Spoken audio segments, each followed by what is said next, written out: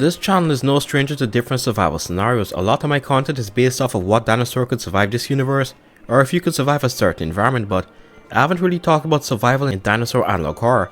Like, what would your life actually be like in some of the most notorious dinosaur analog horror universes? This isn't even me just throwing you into one place. Like, if you were born in that particular spot and was a regular citizen, just to one day walk upstairs and see your mother or sibling mangled on the floor with her intestines in a Dromaeosaur's mouth, what are you gonna do?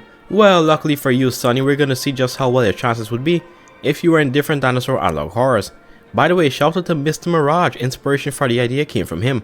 And hey, no one else has covered this in the dinosaur horror space, so thought it might as well be me. Yup, get ready for getting yanked off the street when you just wanted to take a late afternoon walk, or following the voice of your father saying help me, just to see his head removed from your shoulders and the culprit asking for help while watching you dead in the eye. Just before we start, I want to say thank you again for helping me reach 96,000 subscribers. Still blows my mind that we reached this in a little under 8 months, and 100k is right around the corner. Wouldn't be here without your support and God. I know it's the generic YouTuber songs, but it really is true. If you want to get more involved with the channel or even give video ideas that can make it in the future, then join the Discord, link's gonna be in the description. But with the mushy stuff out of the way, let's get into this. The first analog horror verse we're gonna look at is Paleovoids, an amazing channel who's extremely underrated for the quality they produce, so go check their channel out. Most of the events that take place in this verse happen in a small European town called Bonebridge. Bonebridge or Bonebridge? I gotta check that back. Anyway, a decently sized town but not the largest.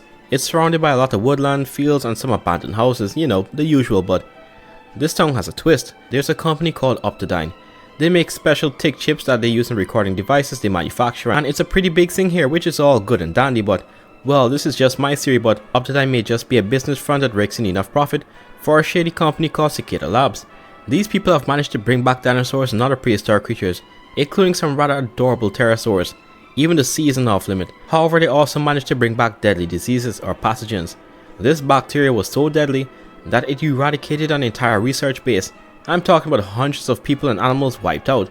It's extremely contagious and it has some of the most horrifying effects ever, like some Resident Evil type stuff. You get agitated at first, then unusually aggressive, and soon your skin will melt off and you will be in extreme pain waiting for your internal organs to basically implode while you lay there.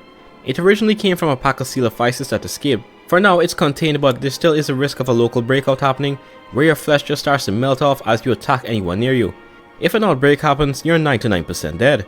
That 1% is if you have future sight, and leave before the first person gets it because there's no cure as for now, although a vaccine is in the works, just in case.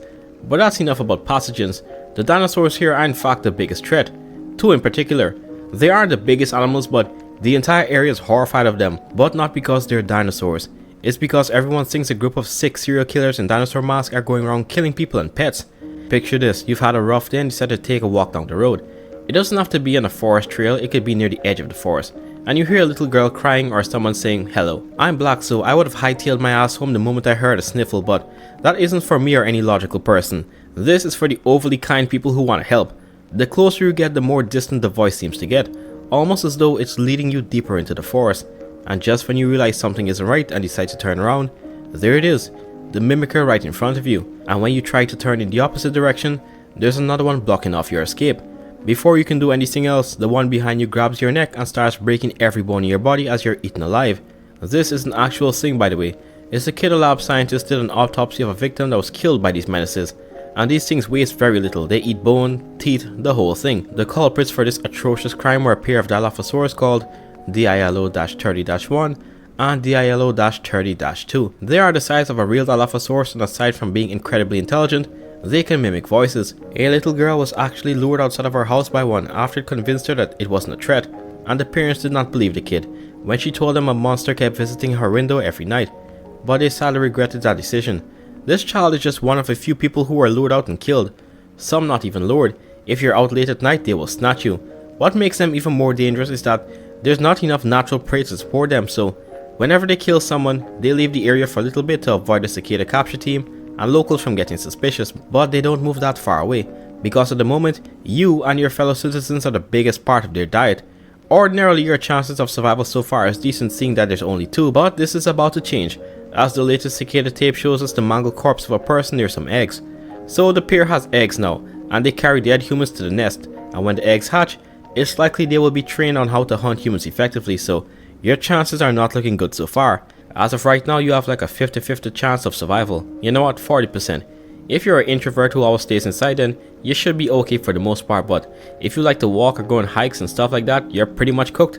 The cicada team are working on recapturing the pair, but they are not successful at the moment, and with the addition of the eggs, your survivability decreases depending on just how fast these animals mature. As for the virus, well, it's a bacteria, but if there is in fact at least one infection within a ton when the vaccine isn't set up, well, they want to release it into the water system, but it's not up and running yet.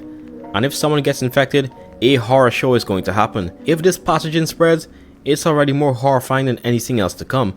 Imagine skinless people attacking each other, tearing each other's flesh and organs, and just spilling them everywhere. I can't think of anything else more terrifying, so if an outbreak happens, then your chances of survival are like 20 to 30%. No, I take that back, it's like 10%. But only future videos by Paleovoid will tell, so for now you have like a 40% chance of, dying. Well, not dying. Next up is probably the most popular analog horror with dinosaurs at the moment, The Prehistoric Emergence by Azun Studios. He also released a new video recently, so go on over and check that out. This isn't just a local problem, the entire world has been overrun with prehistoric creatures. Some have supernatural elements to them too.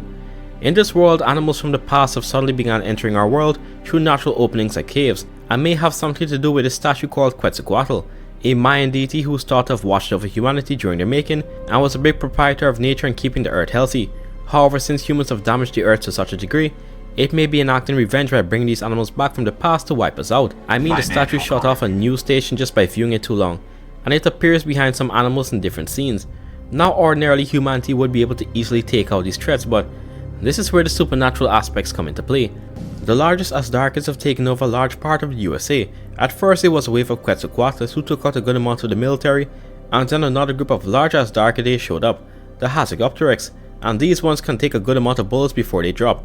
And the thing is that these large pterosaur swarms move in a hive mind, almost as though some higher power is controlling them, hopping from one place to another to kill as much as possible. The main organization in charge of keeping this threat under control is GPAC. However, they are currently desperate because a lot of their political figures are backing out and reducing their funding because they don't seem to be having that much of an impact on these animals, some of which are kept on a base called Paradise Ranch. So you have two likely options as someone in this world, a civilian or a GPAC field agent, mostly. As a civilian, your chances of death depend on where you are. All around the world there are many different things, and there's more coming out as more openings start appearing. If you're in Brazil, you could be dragged out of your home by a Smilodon and then forced to pay a protection fee by the cartel or just buy their guns illegally. So now, aside from the big cats that have a taste for human flesh, you have to worry about the cartel overthrowing the government. So you already have two ways to die over there. There's even another dangerous pathogen like the previous verse, but not quite deadly. So far it's left people hospitalized and killed a mammoth, but that's all for now. Could turn into something more dangerous in the future though. However, the United States seems to be the most affected. Maybe it's because Quetzalcoatl is trying to eliminate the biggest threat to its cause first before focusing on other countries. But who could say at the moment? Here you have the chance of getting slimed by a random pterosaur in the open, and in the latest video we hear from one field agent called Gray that the Quetzalcoatlus had targeted the school. You gotta worry about direwolves, dangerous herbivores, and a host of other things. And one of these things is again a dinosaur mimicking the voice of your loved one that it just killed. There are packs of Utahraptors in some locations that are breaking into homes, killing the residents, and using their screams of agony to make unwary folks come into town, or come towards them. It worked on the governor's daughter, who heard a child screaming in the forest and then got torn apart. And of course, the things used her voice to lure the GPAC agents. Basically, as a civilian, your chances are not looking good. Now, even though a lot of the animals are out there, it isn't going to affect everyone because certain countries haven't been hit yet, or hit as hard. But if you are in one of those locations with a high amount of prehistoric activities, then your chances of surviving is about 40%. This is going to get dropped down a lot more as Azun Studio adds more episodes though. Not to mention that a lot of these animals have the ability to distort electronic devices and manipulate signals. The most notorious is a T-Rex locals have called the Dabble. This thing is currently at Paradise Ranch being observed, but despite it being more than 40 feet long, it's a baby. Not a subadult, not a juvenile, a baby, almost hatchling. So, somewhere out there, there's an adult version of this T-Rex that's hundreds of feet long. Not to mention that the Dabba can see you through a camera and talk to you. This brings me to the next form of life, being a GPAC field agent. Currently, due to lack of funding, the higher-ups are planning on cutting funds for training and medical to focus on other things, so now you're gonna get less training than usual for the nightmares you're gonna have to encounter on an almost daily basis. And even though it's not legalized, at least not yet, GPAC is planning on putting a mandatory draft into the country for every able-bodied adult. And if you want to get out of this draft, you're gonna have to pay $1 million, but like I said, it's blocked at the moment by the government. As a G-Pack soldier basically, you'll be tasked with neutralizing and containing the most dangerous creatures, and likely take part in the Asdarkady War, which has claimed the lives of a lot of members trying to fight off the bullet-resistant pterosaurs.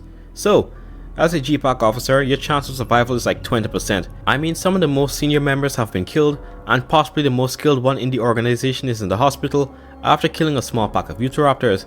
You are a rookie, with reduced training and medical benefits due to lack of funds, so your chances of surviving are slimmer than usual.